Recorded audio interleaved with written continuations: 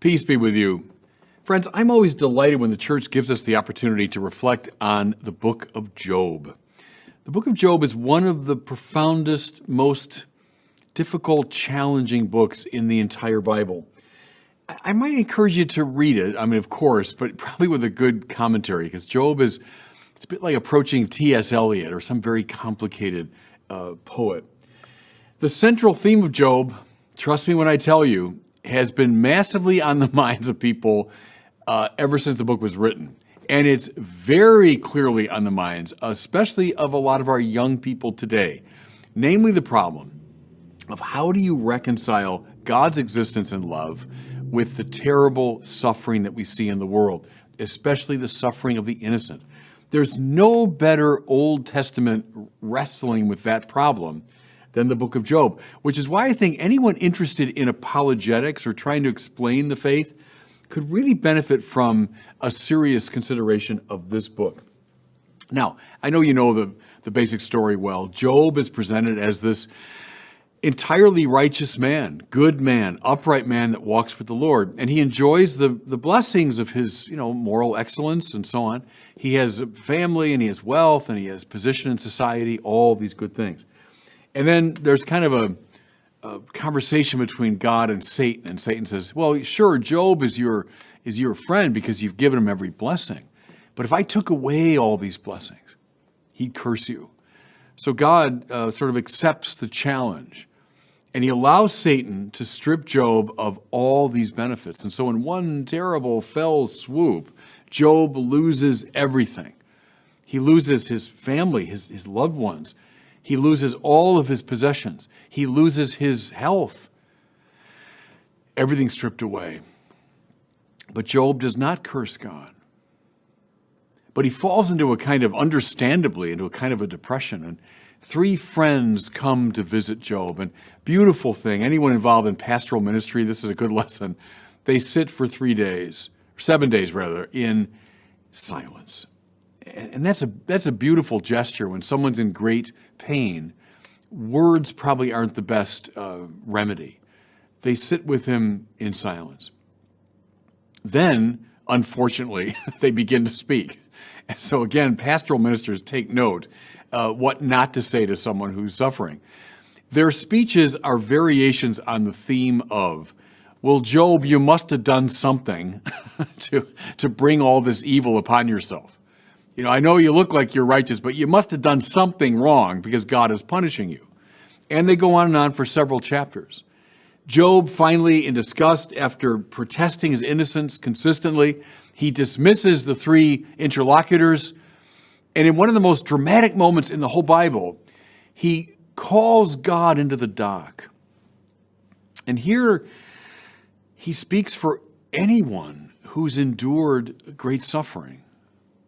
And that's to varying degrees all of us, every one of us. Especially those who know that they haven't done some terrible thing to merit this suffering, and yet it's been visited upon them. And so Job, as it were, speaks for all of us in calling God into the dock, challenging God, why would you allow this? Why would you do this? In my years of pastoral ministry, you face this issue all the time. Because people will come often to religious leaders when they're suffering, when they're in pain. And Job is the one who speaks for all of us. Well, I'll tell you, if you want to read the key passages, it begins chapter 38 of Job, covering 38, 39, 40, and 41, 4 chapters of a lengthy speech of God. By far the longest speech of God anywhere in the Bible, which is interesting, isn't it? That when God speaks the clearest and the longest in the Bible, it's on this particular issue.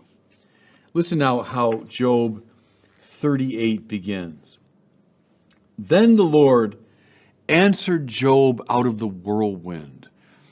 Don't pass over the whirlwind. Right? Think of a desert storm, a sandstorm, which obscures vision.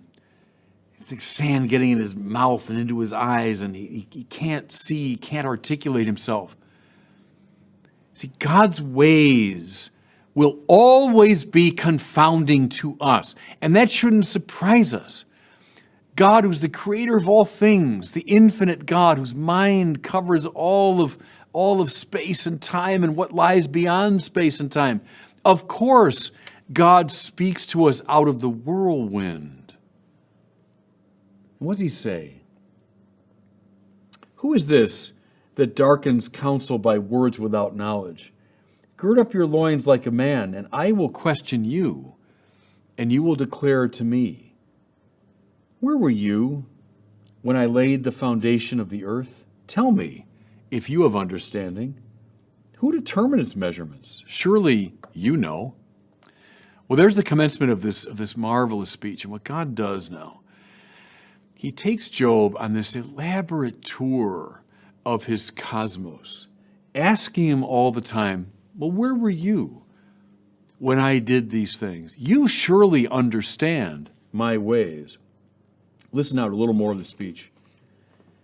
Have you entered into the springs of the sea, or walked into the recesses of the depths? Have the gates of death been revealed to you? Have you comprehended the expanse of the earth? Have you entered the storehouses of the snow, or seen the storehouses of the hail? Do you give the horse its might? Do you clothe its neck with mane? Is it by your wisdom that the hawk soars? Is it at your command that the eagle mounts up and makes its nest on high? You get the idea.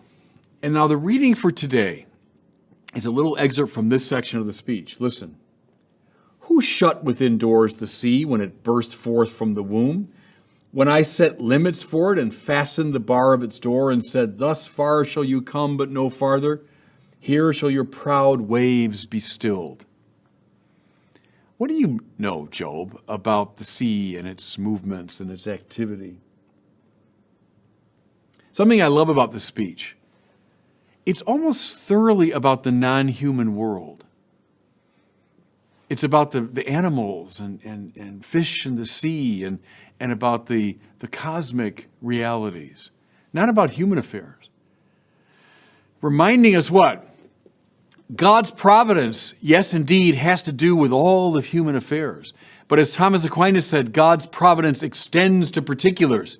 That means to everything in the world, everything that we can see is under the providence of God. Here's a famous section, too, which I love.